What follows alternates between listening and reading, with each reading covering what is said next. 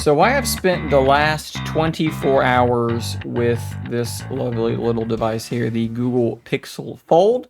Quite frankly, a device that I've been talking about in rumors and reports for so long, it's kind of shocking that it's actually here in my hands and I'm using it.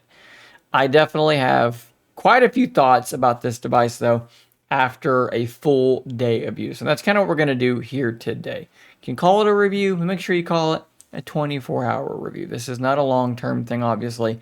That review is coming down the line, but I do think I've got enough here to kind of share my early impressions and thoughts on this device. So let's switch over here to the overhead camera, and we'll kind of talk through some of the things that I've noticed, things I've kind of come to like or maybe not like as much with the Pixel Fold after 24 hours. So the first thing I want to tell you is that the hardware of this thing feels absolutely fantastic. And in person, I think it looks really, really good. In particular, from the outside. This perspective here, when it's closed, man, it is just super, super thin. It feels very dense. It feels very, very well made. I love the fact that this is sort of a, not quite matte. It's very similar to the Z Fold series. It's kind of a matte-ish finish.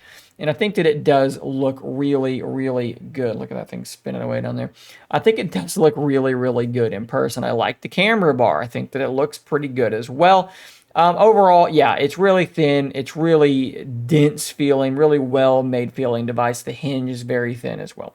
When you open the thing up, you have some, definite things to notice. Obviously, a lot of people in the comments are going to be saying bezel, bezel, bezel. This is a subjective thing. You're either going to like the bezels, you're going to hate the bezels, or you're not going to care about them at all. I am someone who is somewhere between not caring about them at all and liking them. I know some people are going to think I'm crazy for saying that, but on a tablet, a bezel makes sense to me for a couple of reasons. The first of which is just simple. It means I'm not going to have accidental touches as easily. When I'm doing something like that, that bezel is absorbing some of that accidental, potentiality for touching someplace on the screen. And yes, that is something that I deal with on the Z Fold 4. Not a ton, but it is something that I do deal with occasionally. Let's see if zooming in makes this a bit more comfortable to hold.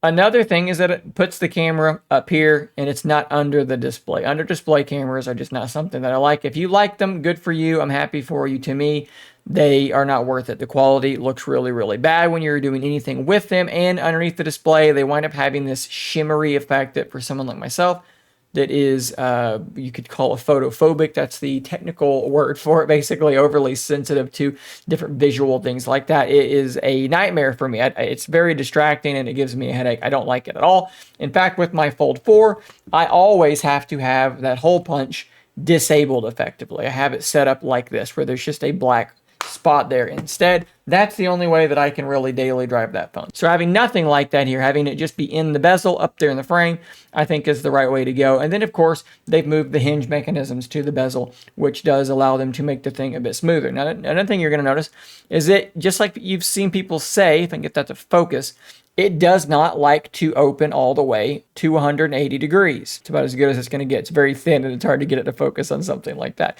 But as you can see here, if I do give it just the tiniest amount of extra pressure, it will open up to 180 degrees. No problem. People are asking me, does that bother me? Well, it didn't bother me on my Z Fold 4. It didn't bother me on the Pixel Fold either. That to me is like a colossal, massive non-issue. I will say that the inner screen, just like on the Z Fold, does pick up fingerprints and grease and things like that much more easily than a traditional display does, but that is pretty par for the course. What about the crease down the middle? How am I feeling about that? Well, I'm not super bothered by the crease on the Z Fold, and I'm less bothered by it here. I think you can see here, we'll do a quick comparison. It is visible. And I've seen people say that it's about the same as the Z Fold. I do not agree with that at all. It is not nearly as deep as the Fold 4, and it doesn't seem to be quite as visible to me. We'll turn off the display on this, and maybe you can kind of see this for yourself. But to me, the Fold 4 seems to be slightly more visible. It's definitely deeper.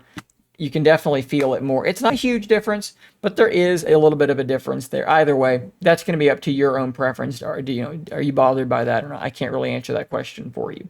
But overall, from a hardware perspective, just the form factor of the device, the cover display is absolutely fantastic, and it is almost worth the price of admission versus the Z Fold just to get that cover display. This is so much more usable than this is in so very many apps. This is just such a better experience. Let me open up something like Reddit. Look at the difference in experience and how much larger the images are on the Pixel Fold versus the Z Fold. And then on top of that, typing. Tell me which one you would rather be typing on. I mean, to me, there's absolutely no comparison between these two cover displays. And that is where the most meaningful difference has been found for me. I am using this cover display so much more than I was using the cover display on the Z Fold 4. With the Z Fold 4, I was almost always opening that thing up and using that internal display to do anything, because this skinny, narrow thing was really only good for very brief interactions. Whereas with this, I am finding myself doing things I just wasn't doing here.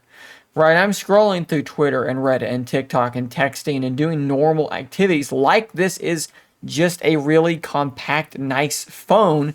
And then when I open it up, it's for a specific reason. I'm doing it because I'm doing something that either requires split screening or that requires a larger canvas. I'm not just opening it for nothing. Whereas with the Z Fold 4, I was kind of opening it for nothing. I was opening it for Twitter and just regular apps. The Pixel Fold, I just don't feel like I need to do that. Those apps look just fine and function just fine on this cover display. And that, for me, is a really big advantage. Now, when we do open it up and we start doing some of that multitasking stuff, I think that Google's implementation is solid.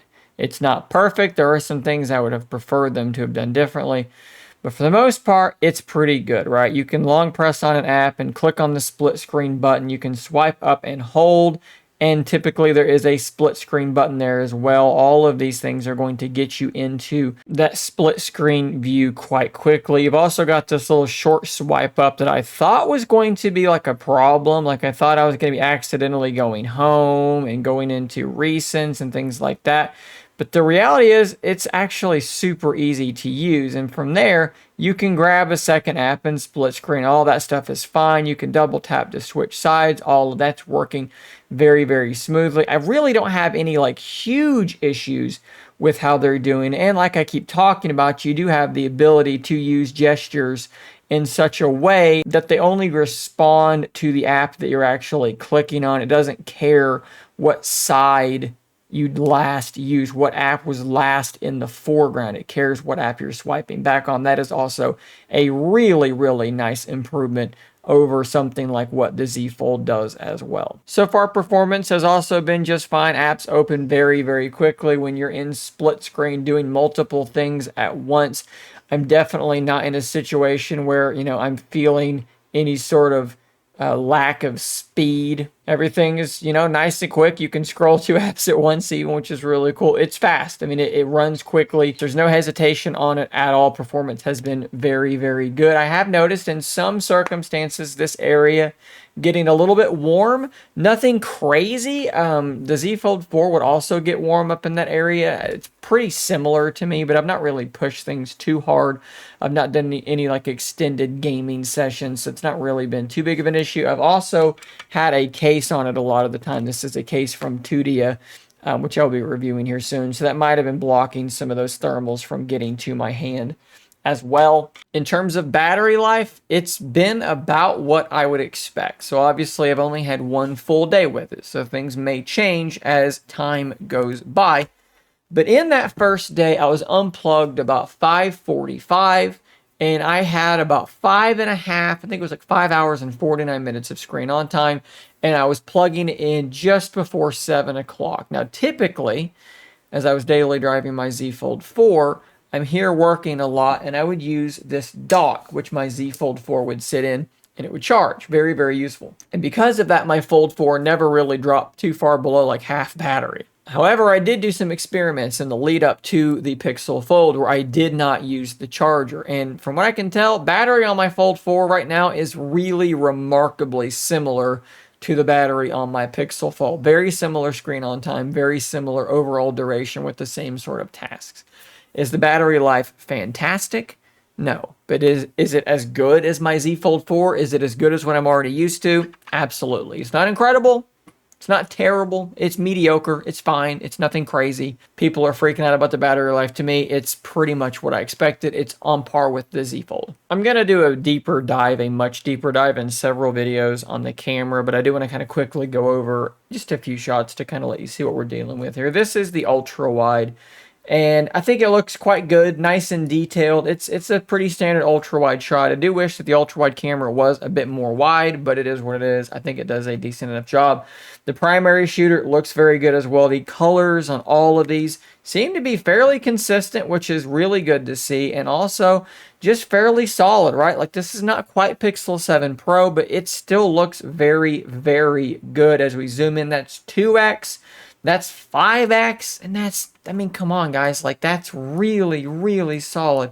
Lots of detail being resolved there. And then all the way into 20x, and again, we're maintaining a lot of detail. Here's another shot that's 20x. This church is very, very far away from me, and again, pretty decent detail being resolved there. I think that portrait mode looks really, really good. Again, the colors are very accurate, very, very sharp. And I'm even fairly impressed at how well it handled kind of a macro shot, punching into 2x, just tapping on this and taking the picture. And it's right there on par with using a pro mode with manual focus on some other devices. So far, I'm quite happy with the camera, but again, we're going to talk about that a whole lot more in future videos. There's going to be a Pixel Fold versus Z Fold 4 camera video very, very soon. Still gathering more images and kind of getting my thoughts together on that. But again, that's coming pretty soon. But overall, I think that the camera is very, very good.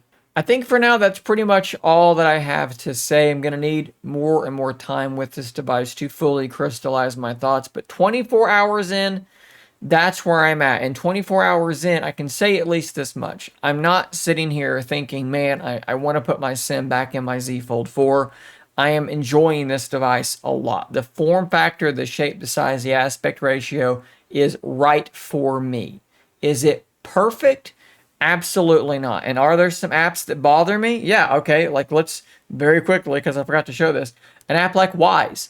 I wish that this thing expanded across. You know, if I want it to be more like that, I have to rotate it to be in that orientation. That is a little bit annoying. However, the vast majority of apps I use look okay. They look good enough. Twitter's another good example of one that isn't quite full screen, right? It only goes that far. It gets a little bit wider. Again, if I want to be full screen, I can rotate, and it's basically the Z Fold at that point. There are some hiccups there. It's not perfect. But the things that it does right, the things that it gets correct, like the cover display, are so good for me. I like them so much that I am more than happy to overlook some of those shortcomings. That's where I am right now. Time will tell if any of that wears off, if things change over time. Definitely be subscribed to the channel, because those videos are going to be coming down the pipe very, very soon, guys. I'll see you on the next one. And until next time, stay nerdy, my friends.